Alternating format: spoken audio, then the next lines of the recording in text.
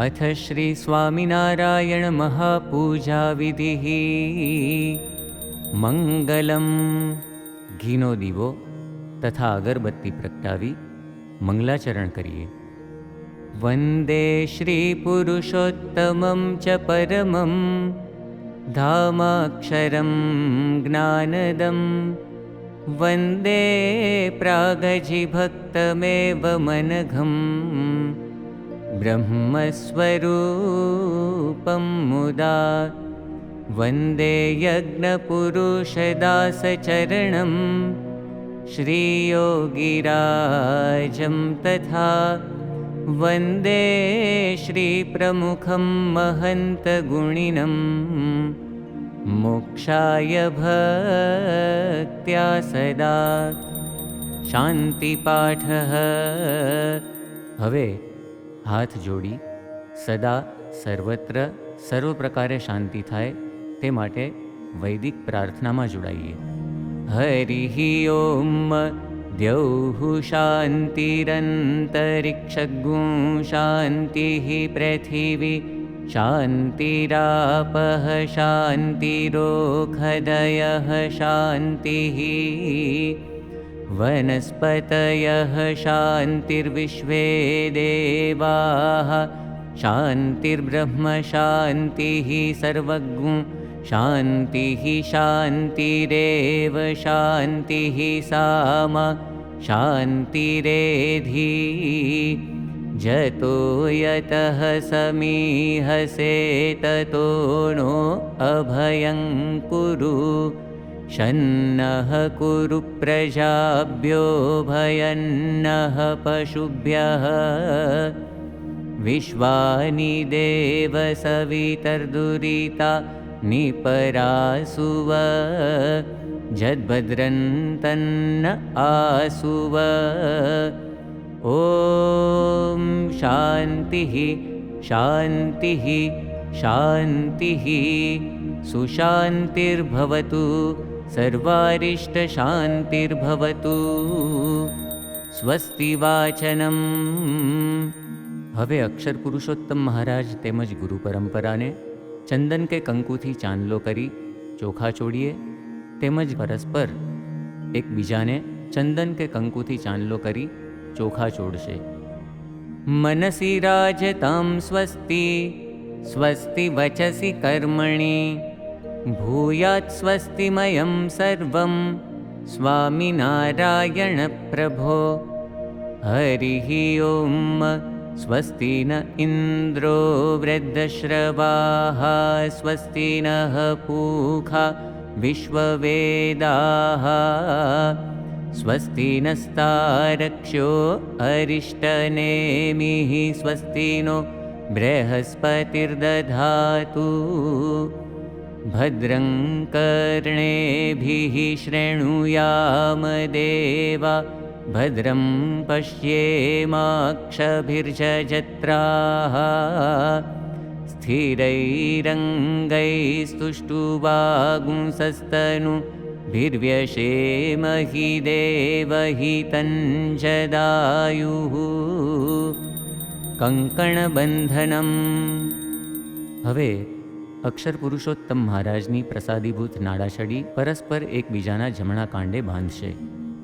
दुःखबन्धमपाकर्तुं सुखबन्धाप्तये पुनः धर्मबन्धमयं सूत्रं मणिबन्धे सुबध्यते आज्ञया बध्यसे नूनं निष्ठया बध्यसे तथा भक्त्या त्वं बध्यसे नित्यम् अक्षरपुरुषोत्तमे।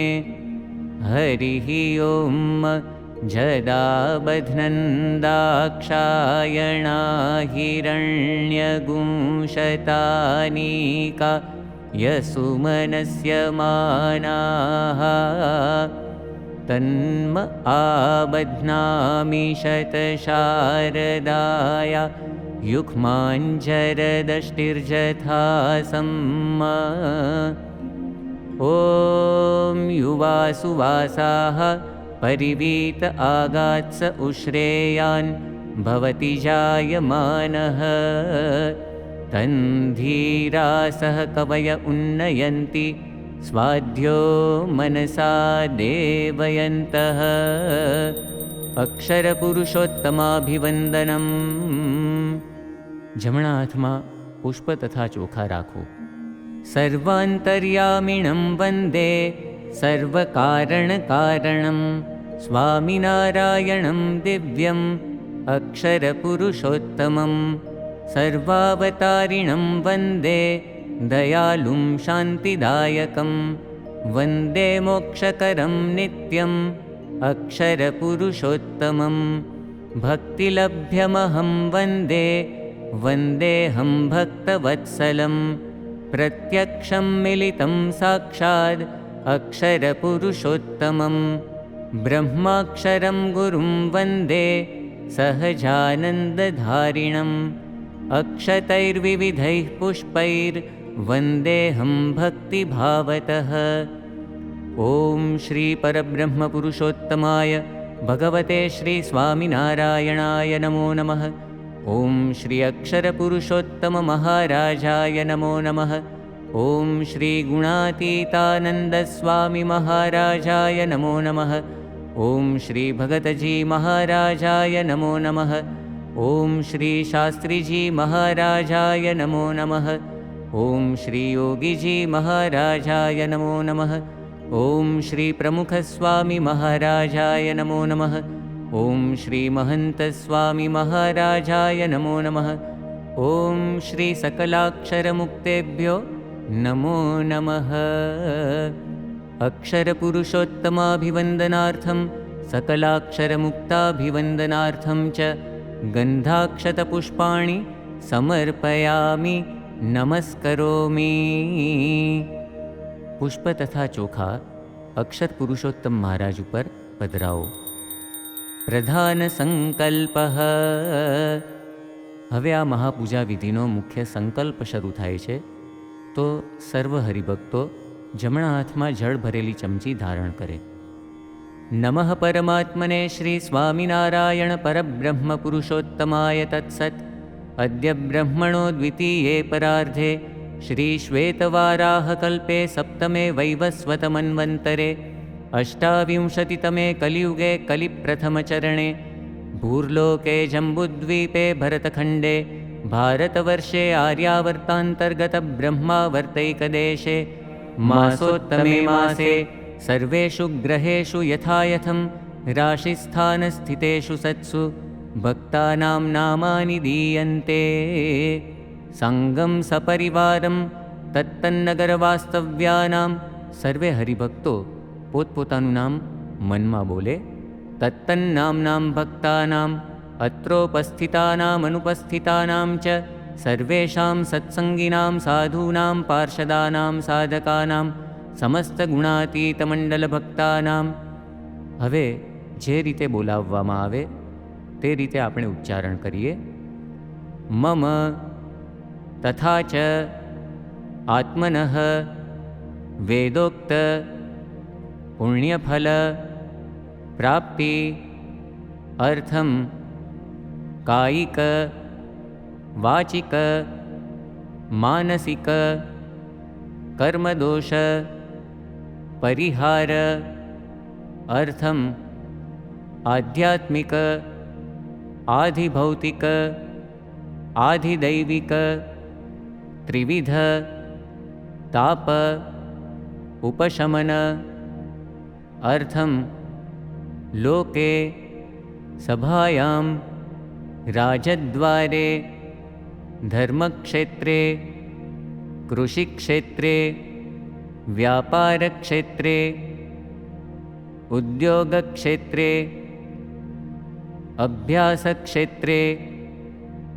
स्वे स्वे कर्मणि यशो विजय लाभ धन धान्य आदि प्राप्ति अर्थम शरीरे गृहे च दोष रोग क्लेश भय उच्चाट व्याधि आदि विनाश अर्थं गृहे देवालये च अप्राप्त लक्ष्मी प्राप्ति अर्थं प्राप्त लक्ष्मी चिरकाल संरक्षण अर्थं धर्म अर्थ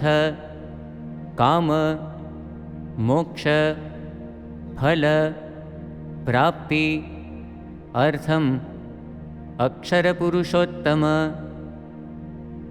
सिद्धांत साक्षात्कार अर्थं अक्षररूपता प्राप्तिपूर्वक पुरुषोत्तम सहजानंद भक्ति अर्थं दासभाव दिव्यदृष्टि सुहृद्भाव आदि प्राप्ति अर्थं परब्रह्म श्री स्वामिनारायण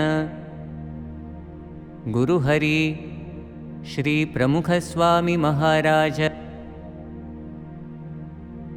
प्रकट गुरुहरि श्री महंत स्वामी महाराज प्रसन्नता प्राप्ति अर्थं सर्व अभिलाष सिद्धि अर्थं यथा ज्ञानेन यथा मिलितोपचारद्रव्यैः ध्यानावाहनादि षोडशोपचारैः अन्योपचारैश्च श्रीमहापूजाख्यं कर्म अहं करिष्ये। जळ नीचे पधराओ। दिग्रक्षणं डाबा हाथमां चोखा लई तेनी उपर जमणो हाथ ढांको। व्याप्ताः सर्वा दिशो याभ्यां तावहमभिचिन्तये प्रकुरुतं दिशो दिव्या अक्षरपुरुषोत्तमौ। हवे जे दिशाનું નામ બોલાય તે દિશામાં ચોખાના બે બે દાણા પધરાવો। ઓમ પૂર્વામક્ષરપુરુષોત્તમો રક્ષતુ ઓમ દક્ષિણામક્ષરપુરુષોત્તમો રક્ષતુ ઓમ પશ્ચિમામક્ષરપુરુષોત્તમો રક્ષતુ ઓમ ઉત્તરામક્ષરપુરુષોત્તમો રક્ષતુ ઓમ ઊર્ધ્વમ અક્ષરપુરુષોત્તમો રક્ષતુ ઓમ અધઃ અક્ષરપુરુષોત્તમો રક્ષતુ। વધેલા ચોખા ચારે બાજુ પધરાવી સર્વત્ર અંતર્યામીપણે રહેલા અક્ષર પુરુષોત્તમ મહારાજને વંદન કરો। કલશોપસ્થાપનમ જળ ભરી કળશનું સ્થાપન કરો। કળશનો સ્પર્શ કરી ભગવાન સ્વામિનારાયણ તેમજ ગુરુ પરંપરા દ્વારા પ્રસાદીભૂત નદીઓનું તથા પવિત્ર તીર્થોનું આહ્વાન કરો। કલશ સજલ શુદ્ધ पूजायां स्थापितः शुभः आह्वये सर्वतीर्थानि त्वत्पूतानि हि तज्जले। ॐ गंगा यमुना सरस्वती ब्रह्मपुत्रा सरयू गंडकी नर्मदा गोदावरी कावेरी उन्मत्त गंगा तापी मही साबरमती मालिनी उतावली गोंडली फल्गु गोमती सहस्रधाराः कुण्डाश्च जलेऽस्मिन् सन्निधिं कुरुत। ओम श्री स्वामिनारायणाय नमः अक्षरपुरुषोत्तमाय नमः। कलशे सर्वतीर्थानि आह्वाय पुष्पाण्यक्षतांश्च समर्पयामि। कलशमां पुष्प तथा चोखा पधरावो। मार्जनम कलशનું प्रासादिक जळ जळ भरेली वाटकीમાં ઉમેરો અને તે જળનું પૂજા સામગ્રી તેમજ પોતાના શરીર ઉપર પ્રોક્ષણ કરો। निर्दोषं पावनं दिव्यं त्वत्प्रसादितवारिणा भवेत् सुखमयं सर्वम् अक्षरपुरुषोत्तम। ओम श्री स्वामिनारायणाय नमः अक्षरपुरुषोत्तमाय नमः। मार्जनं करोमि। दीपादि उपस्थापनम। हवे महापूजाना उपयोग माटे दीप शंख तथा घंटने यथास्थाने मूकी पुष्प तथा अक्षतथी वधावो। दीपो घृतमयो दीप्तः शङ्खः पयः प्रपूरितः मधुरनादघण्टा च पूजायां स्थापिता मुदा। ॐ श्री स्वामिनारायणाय नमः। अक्षरपुरुषोत्तमाय नमः। घृतदीपं पयः पूरितं शङ्खं घण्टां च उपस्थापयामि। श्री स्वामिनारायणपूजनं न्यासविधिः। महापूजानो अधिकार प्राप्त थाय तेना माटे न्यास विधिमां जोડાઈએ। सर्वप्रथम जमणा हाथमां जळ भरेली चमची धारण करी संकल्प करिए। अक्षर ब्रह्म भावेन संस्कर्तुं कायमिन्द्रियं सहजानंद पूजार्थं न्यासो विधीयते मया। हरिः ओं तद्विज्ञानार्थं सगुरुमेवाभिगच्छेत् समित्पाणिः श्रोत्रियं ब्रह्म निष्ठं तस्मै सविद्वानुपसन्नाय सम्यक् प्रशान्तचित्ताय शमान्विताय येनाक्षरं पुरुषं वेद सत्यं प्रोवाच तां तत्त्वतो ब्रह्मविद्याम्। ॐ महापूजाधिकारप्राप्त्यर्थं त्रयोदशाक्षरमन्त्रेण करन्यासान् तथा च षडङ्गन्यासान् अहं करिष्ये। जळ नीचे पधराओ। ॐ अक्षरमहं पुरुषोत्तमदासोऽस्मीति त्रयोदशाक्षरमन्त्रस्य प्रकटाक्षरब्रह्मगुणातीतो गुरुः ऋषिः परब्रह्मपुरुषोत्तमः स्वामिनारायणो देवता। करन्यासे विनियोगः। करन्यासाः। हवे बन्ने हाथना अंगूठाओनो स्पर्श पहली आंगळीथी करिए। ओम अक्षरमिति अंगुष्ठाभ्याम नमः। त्यारबाद पहली आंगळीनो स्पर्श अंगूठाथी करिए। ओम अहमिति तर्जनीभ्याम नमः। त्यारबाद बन्ने हाथनी वचली आंगळीओनो स्पर्श अंगूठाओथी करिए। ओम पुरुषोत्तमेति मध्यमाभ्याम नमः। त्यारबाद बन्ने हाथनी अनामिका आंगळीओनो स्पर्श अंगूठाथी करिए। ओम दासैति अनामिकाभ्याम नमः। त्यारबाद बन्ने हाथनी टचली आंगळीनो स्पर्श करिए। ओम अस्मीति कनिष्ठिकाभ्याम नमः। त्यारबाद बन्ने हाथनी हथेળી તેમજ હથેળીના પૃષ્ઠભાગનો સ્પર્શ કરીએ। ओम अक्षरमहं पुरुषोत्तमदासोऽस्मीति करतलपृष्ठाभ्यां नमः। षडङ्गन्यासाः। हवे जे अंगनु नाम बोलाय ते अंगनो जमणा हाथे स्पर्श करिए। सर्वप्रथम हृदय। ओम अक्षरमिति हृदयाय नमः। त्यारबाद मस्तक। ओम अहमिति शिरसे स्वाहा। त्यारबाद शिखा। ओम पुरुषोत्तमेति शिखायै वषट्। त्यारबाद बन्ने बाहुओ। ओम दासैति कवचाय हुं। त्यारबाद बन्ने नेत्रो। ओम अस्मीति नेत्राभ्यां वौषट्। त्यारबाद जमणा हाथनी पहली बे आंगળી डाबा हाथनी मुठ्ठीमां राखो। ओम अक्षरमहं पुरुषोत्तमदासोऽस्मीति अस्त्राय फट् फट् फट्। अथ विविधोपचार पूजन विधिः तत्रादौ ध्यानम्। हवे आपणा हृदयमां विराजमान अक्षर पुरुषोत्तम महाराजनुं आवाहन करता पहला ध्यान करिए। साथे मनोमन प्रत्यक्ष गुरुहरिનું પણ સ્મરણ કરીએ।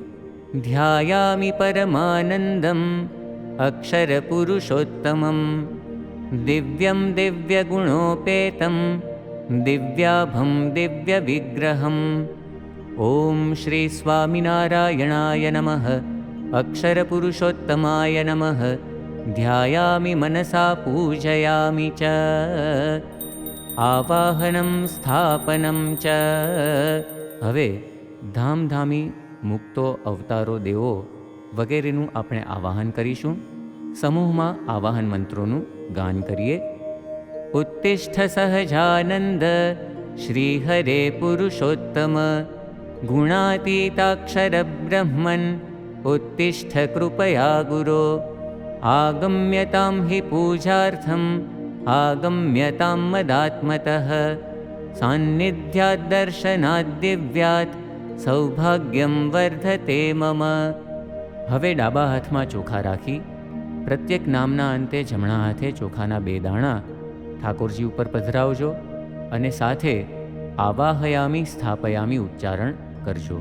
મધ્યે અવતારિણમ પરબ્રહ્મ શ્રી સ્વામિનારાયણમ આવાહયામી સ્થાપયામી.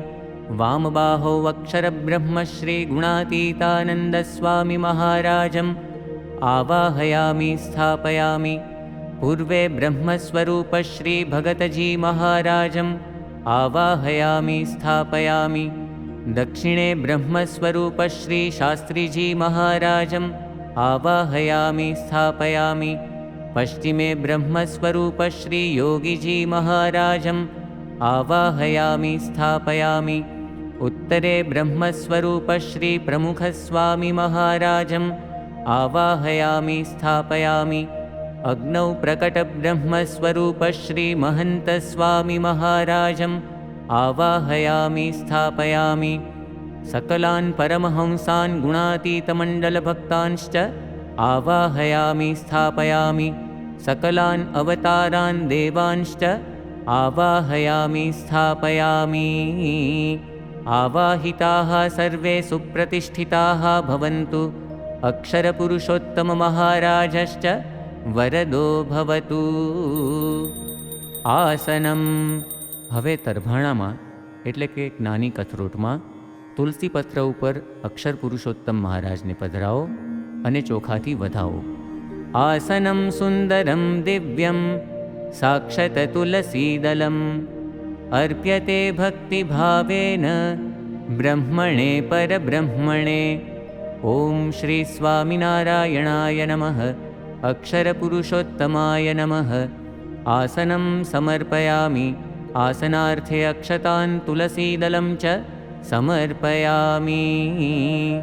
હવે 4 ચમચી જળ અક્ષર પુરુષોત્તમ મહારાજને અર્પણ કરીએ. ઓમ શ્રી સ્વામિનારાયણાય નમઃ. અક્ષર પુરુષોત્તમાય નમઃ. પાદયોઃ પાદ્યમ સમર્પયામિ. હસ્તયોઃ અર્ઘ્યમ સમર્પયામિ.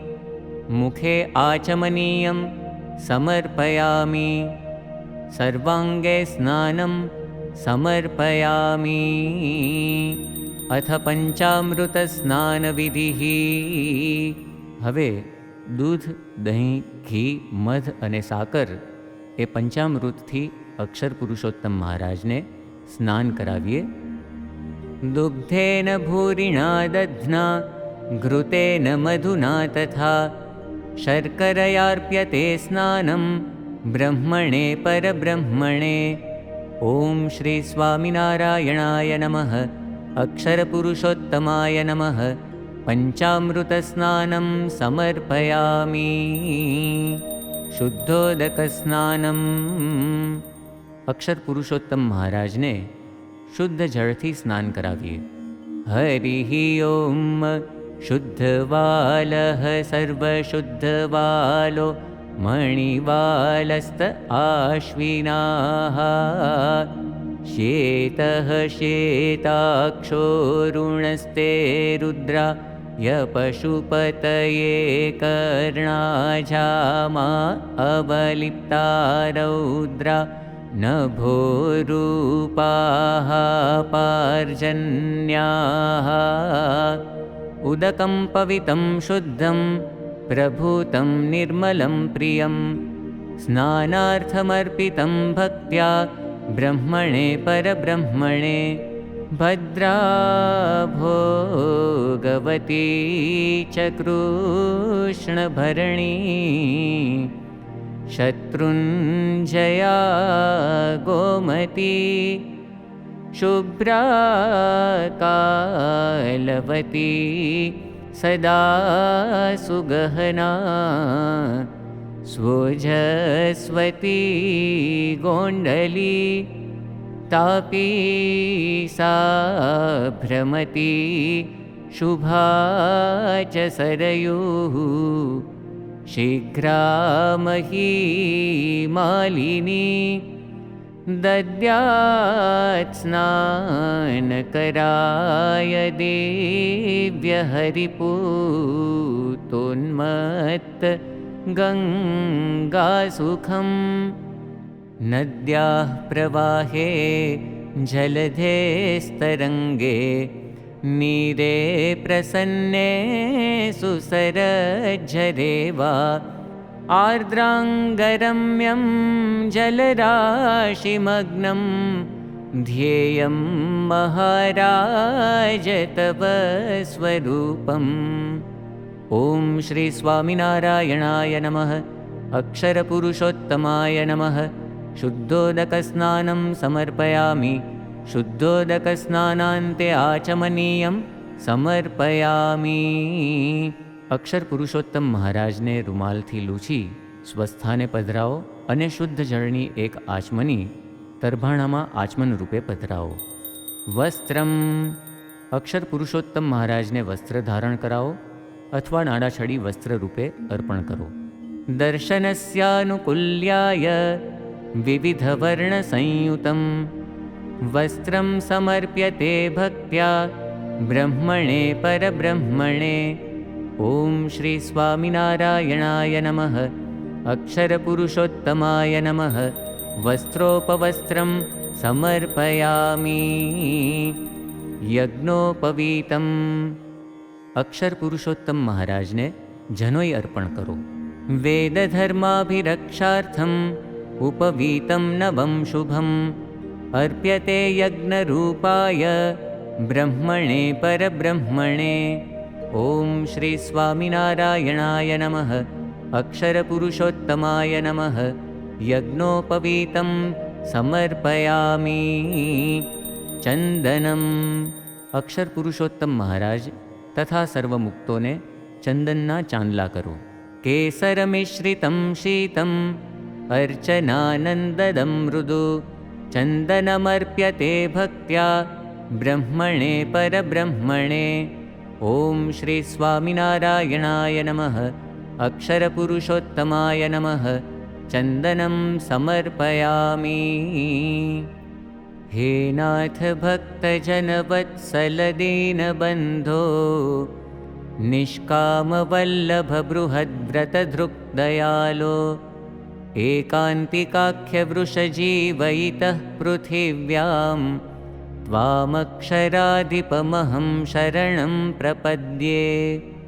आनन्दकन्दविमलामृतधामवास नैकाण्डसर्जनलयादिनिदानदृष्टे अप्राकृताद्भुतगुणादिमहापयोधे त्वामक्षराधिपमहं शरणं प्रपद्ये. अक्षताः अक्षर पुरुषोत्तम महाराज ऊपर चोखा पधराओ. अखंडिताक्षताः शुभ्रा अखंड भक्तये हृदि भक्त्या समर्पिताः शुद्धा ब्रह्मणे परब्रह्मणे. ॐ श्री स्वामिनारायणाय नमः. अक्षर पुरुषोत्तमाय नमः. अक्षतान् समर्पयामि.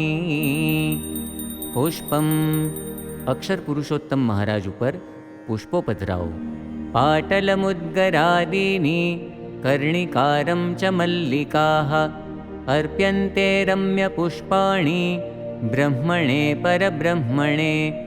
ॐ श्री स्वामिनारायणाय नमः. अक्षरपुरुषोत्तमाय नमः. पुष्पाणि समर्पयामि. तुलसीदलार्पणम् अक्षर पुरुषोत्तम महाराज ने तुलसी अर्पण करो. सर्वसुखकरी पूता सुमञ्जुला सुमञ्जरी अर्प्यते तुलसी भक्त्या ब्रह्मणे परब्रह्मणे. ॐ श्री स्वामिनारायणाय नमः. अक्षरपुरुषोत्तमाय नमः. तुलसीदलं समर्पयामि. सौभाग्यद्रव्यम् अक्षर पुरुषोत्तम महाराज ने हळदर अबीर गुलाल अने कंकुवाळुं पुष्प अर्पण करो.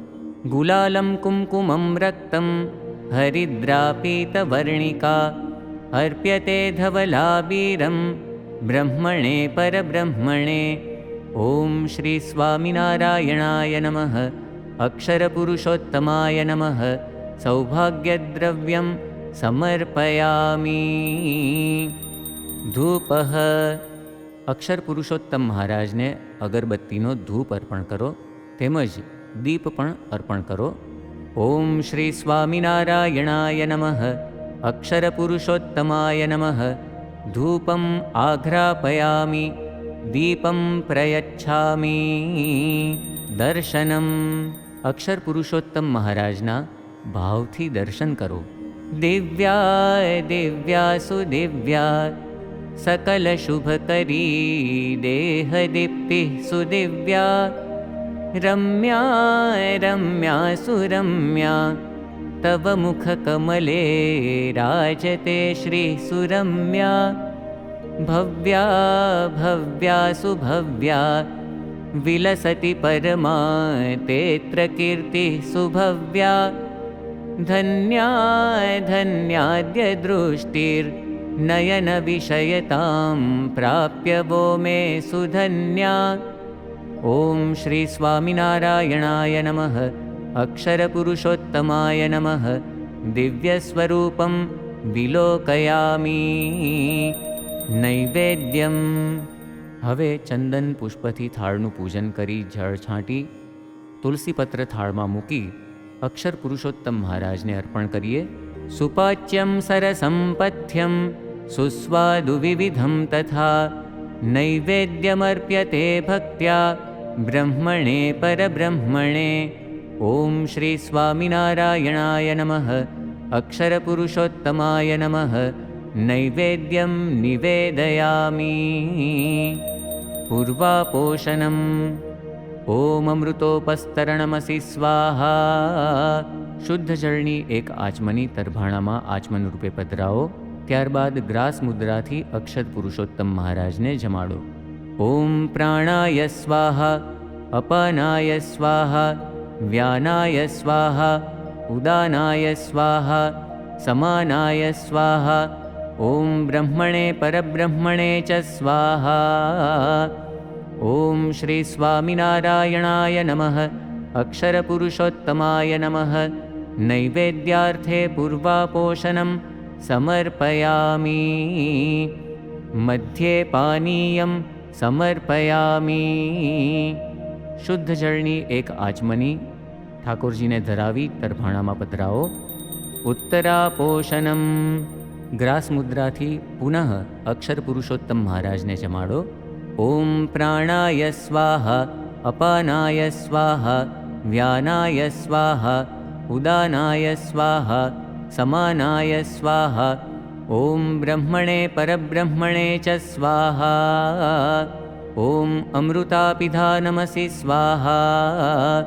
ओम श्री स्वामिनारायणाय नमः अक्षर पुरुषोत्तमाय नमः नैवेद्यार्थे उत्तरापोषणं समर्पयामि। शुद्ध जळनी 3 आचमनी तरभाणामां पधरावो। हस्तप्रक्षालनं समर्पयामि मुखप्रक्षालनं समर्पयामि आचमनीयं समर्पयामि करोद्वर्तनार्थे चन्दनं समर्पयामि। मुखवासार्थे ताम्बूलम् अक्षर पुरुषोत्तम महाराज ने मुखवास अर्पण करिए। खदिरैलादि संयुक्तं नागवल्लीदलावृतं ताम्बूलमर्प्यते भक्त्या ब्रह्मणे परब्रह्मणे। ओम श्री स्वामिनारायणाय नमः अक्षर पुरुषोत्तमाय नमः ताम्बूलं समर्पयामि।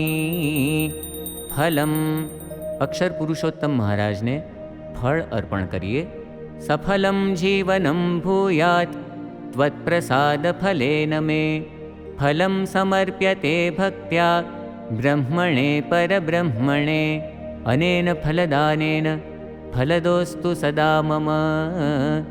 ओम श्री स्वामिनारायणाय नमः अक्षर पुरुषोत्तमाय नमः फलं समर्पयामि। दक्षिणा हवे यजमान हरिभक्तो आ विधि निमित्ते यथाशक्ति यथाश्रद्धा दक्षिणानो संकल्प करे। जमणा हाथमां जळ भरेली चमची धारण करे। सुवर्णं द्रविणं वापि यथाशक्तिधराधनम् अर्प्यते भक्तिभावेन ब्रह्मणे परब्रह्मणे। ॐ श्री स्वामिनारायणाय नमः। अक्षरपुरुषोत्तमाय नमः। सुवर्णपुष्पदक्षिणां समर्पयामि। जळ नीचे पधरावो। राजोपचाराः। अक्षर पुरुषोत्तम महाराजने राजा महाराजाने योग्य उपचारो अर्पण करो। दिव्याराजोपचाराये दण्डच्छत्रादयः शुभाः अर्प्यन्ते भक्तिभावेन ब्रह्मणे परब्रह्मणे। ॐ श्री स्वामिनारायणाय नमः। अक्षरपुरुषोत्तमाय नमः। समर्पयामि। वीणाभेरी मृदङ्गदुन्दुभिप्रभृतिवाद्यानि नृत्यगीतं वादित्रादिकं समर्पयामि। अथ नामरटनम्। विविध संकल्पो करीने आपणे धून करिए। सर्वप्रथम तो आपणे संकल्प करिए कि आपणा प्राण प्यारा गुरुहरि महंत स्वामी महाराजनुं स्वास्थ्य खूब ज सारूं रहे अने एवा सारा स्वास्थ्य साथे एमनी शताब्दी पण आपणे खूब ज भव्यता दिव्यतापूर्वक उजवीए। स्वामीनारायण स्वामीनारायण स्वामीनारायण स्वामीनारायण स्वामीनारायण स्वामीनारायण स्वामीनारायण स्वामीनारायण स्वामीनारायण स्वामीनारायण स्वामीनारायण स्वामीनारायण स्वामीनारायण। तमाम हरिभक्तोना देश विदेशना सर्व हरिभक्तोना देशकाळ खूब ज सारा रे। सर्वे हरिभक्तो तने मने धने सर्व प्रकारे खूब ज सुखिया थाय। स्वामीनारायण स्वामीनारायण स्वामीनारायण स्वामीनारायण स्वामीनारायण स्वामीनारायण स्वामीनारायण स्वामीनारायण स्वामीनारायण स्वामीनारायण स्वामीनारायण स्वामीनारायण स्वामीनारायण स्वामीनारायण। सर्वे हरिभक्तोना तमाम शुभ संकल्पो अक्षर पुरुषोत्तम महाराज अने आपणा गुरुओ सिद्ध करे। स्वामीनारायण स्वामीनारायण स्वामीनारायण स्वामीनारायण स्वामीनारायण स्वामीनारायण स्वामीनारायण स्वामीनारायण स्वामीनारायण। आगामी वर्ष पण सर्वने माटे सर्व प्रकारे सुख समृद्धि लावनारू बने। स्वामीनारायण स्वामीनारायण स्वामीनारायण स्वामीनारायण स्वामीनारायण स्वामीनारायण स्वामीनारायण स्वामीनारायण स्वामीनारायण स्वामीनारायण स्वामीनारायण। श्री स्वामीनारायण भगवाननी जय। नीराजनम। हवे आपणे सौ आरती में जोड़ाईशुं। एना माटे आपणे सर्वप्रथम आरती प्रगटावीए अने ए आरतीनुं त्यारबाद चंदन चोखा पुष्पथी पूजन करीशुं। ओजस्तेजोमयं भव्यं दिव्यं रूपं तवेक्षितुं दत्तं नीराजनं दीप्तं ब्रह्मणे परब्रह्मणे। ॐ श्री स्वामिनारायणाय नमः। अक्षरपुरुषोत्तमाय नमः। आरार्तिक्यं समर्पयामि।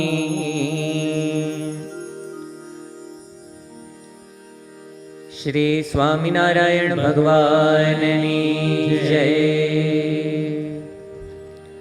जय स्वामिनारायण जय अक्षर पुरुषोत्तम।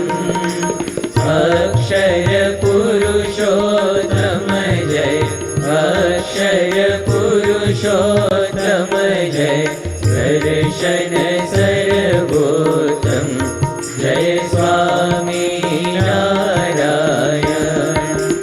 मुक्त अनंत सुपूजित सुंदर साकारं जय सुंदर साकारं।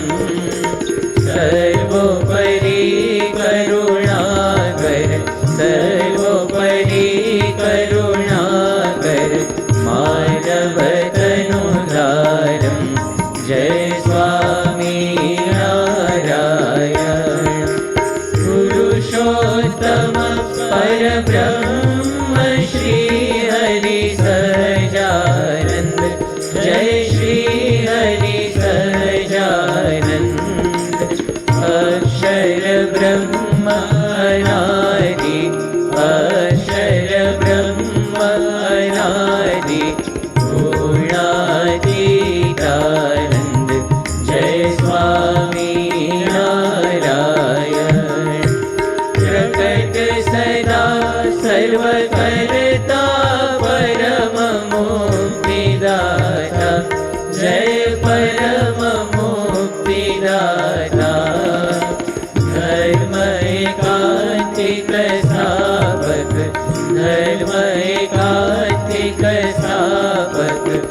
भक्ति परित्राता जय स्वामी नारायण। दास भाव दिव्यता ब्रह्म रूपे प्रीति, ओ ब्रह्म रूपे प्रीति। सुरद भाव अलौकिक, सुरद भाव अलौकिक, स्थापित शुभ रीति जय स्वामी नारायण। धन्य धन्य मम जीवन तव शरणे सुफलम्, ओ तव शरणे सुफलम्। यज्ञपुरुष प्रवर्तित, यज्ञपुरुष प्रवर्तित, सिद्धान्तं सुखदं जय स्वामी नारायण। जय स्वामी नारायण, जय अक्षर पुरुषोत्तम, अक्षर पुरुषोत्तम जय, अक्षर पुरुषोत्तम जय। दर्शन सर्वोत्तम जय स्वामी नारायण। जय अक्षर पुरुषोत्तम जय स्वामी नारायण। જળથી 3 વાર આરતીની પ્રદક્ષિણા કરીશું. ત્યારબાદ પુષ્પથી આરતીની એકવાર પ્રદક્ષિણા કરી એ પુષ્પ આપણે ઠાકોરજીને અર્પણ કરી દઈએ અને ત્યારબાદ એ આપણો જે જમણો હાથ છે એ ધોઈ નાખીશું. દીપ્યસે સહજાનંદ દિવ્ય જ્યોતિઃ સમુજ્વલઃ દે દીપ્યમાન રૂપસ્ત્વં ભાસ્વદક્ષર સંસ્થિતઃ. મંત્ર પુષ્પાંજલિ. મંત્ર પુષ્પાંજલિ માટે આપણે સૌ જમણા હાથમાં પુષ્પો ધારણ કરીએ. વિવિધ પાટલ મુદ્ગર મલ્લિકા કમલ ચંપક ગંધ સુપાવકમ કુસુમ સુંદર રાજિત વિગ્રહમ સ્મરમનઃ પુરુષોત્તમમક્ષરમ. ઓમ સહજાનંદાય વિદ્મહે સહાક્ષરાય ધીમહિ તન્નો હરિઃ પ્રચોદયાત. ઓમ શ્રી અક્ષર પુરુષોત્તમાય ભક્તમંડલ સહિતાય શ્રીમત્यै સરસ્વત્यै શ્રીમત્यै લક્ષ્મ્यै ચ ઇમં મંત્ર પુષ્પાંજલિં સમર્પયામિ. આશીર્વાદાઃ. ઓમ શ્રીર્વર્ચસ્વમાયુષ્યમારોગ્યમાવિદાच्छोभमानं महीयते. धान्यं धनं पशुं बहुपुत्रलाभं शतसंवत्सरं दीर्घमायुः. श्रद्धापि भवतु शुद्धा स्वामिनारायणे परा. अंधश्रद्धा भवेन्नष्टा कुशंका गच्छतु सदा. सत्संगो वर्धतां जीवे निष्ठाश्रयश्च निश्चयः. स्वामिनारायणे नित्यम् अक्षरपुरुषोत्तमे. भयं च कालकर्मादेर् अभिचारादिभिस्तथा. नश्यतु निष्ठया सर्वम् अक्षरपुरुषोत्तमे. વિસર્જનમ. હવે આ મહાપૂજા વિધિનો વિસર્જન વિધિ આપણે કરીએ છીએ. જમણા હાથમાં પુષ્પ અને ચોખા ધારણ કરીએ. ભક્ત્યૈવ દિવ્ય ભાવેન પૂજા તે સમનુષ્ઠિતા. गच्छाधत्वं मदात्मानम् अक्षरपुरुषोत्तमा. સમુક્તમંડલોક્ષર પુરુષોત્તમ મહારાજો મદાત્મસ્થો ભવતુ. આવાહિતાશ્ચાન્યે સ્वस्थાનં ગચ્છત. શુભે કર્મણિ પુનરાગમનમસ્તુ. પુષ્પ અને ચોખા આપણે અક્ષર પુરુષોત્તમ મહારાજ ઉપર પધરાવી દઈએ, આવાહિત દેવો ઉપર પધરાવી દઈએ. ઓમ શાંતિ શાંતિ શાંતિ સુશાંતિર્ભવતુ સર્વારિષ્ટ શાંતિર્ભવતુ. શ્રી સ્વામિનારાયણ ભગવાનની જય. અક્ષર પુરુષોત્તમ મહારાજની જય. ગુણાતીતાનંદ સ્વામી મહારાજની જય. ભગતજી મહારાજ